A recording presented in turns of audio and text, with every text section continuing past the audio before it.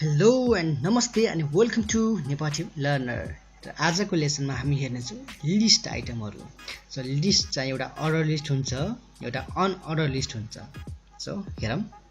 So पहिला basic कुराहरू लेखिहालौँ। म पहिला फाइलमा सेभ गर्छु, सेभ एज हैन। त्योभन्दा पहिला चाहिँ न्यू फाइल गरौँ पहिला, अनि सेभ एज डेस्कटपमा गर्न चाहन्छु म list.html सेभ गर्दियौँ अनि बेसिक कुराहरू लेखौँ।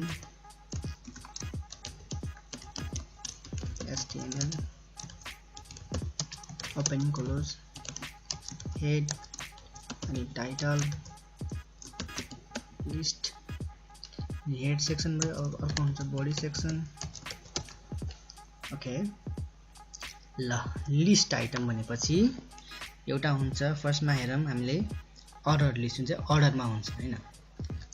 त्यसलाई कसरी जान्छ, ओएल अर्डर लिस्ट ओपन अनि क्लोज, अनि भित्र हुन्छ लिस्टहरू एलआई। सो जस्तै कि apple control S control C र एप्पल, अनि बनाना, अनि फेरि ओरेन्ज हैन। कन्ट्रोल एस गरौँ अनि के लेखेको छ म लिस्ट, अनि खोलौँ आफ्नो ब्राउजरमा।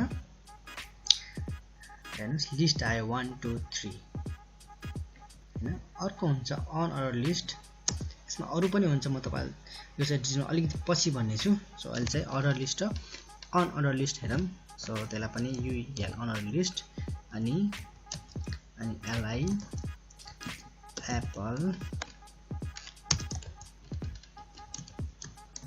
Banana grapes. त कन्ट्रोल एस ब्राउजरमा जाऊँ अनि रिफ्रेस गरौँ।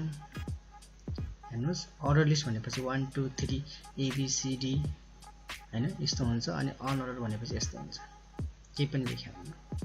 सो आजलाई यति नै। अर्को भिडियोमा हामी यसको अलि डिटेल रूपमा हेर्नेछौँ। Thank you so much.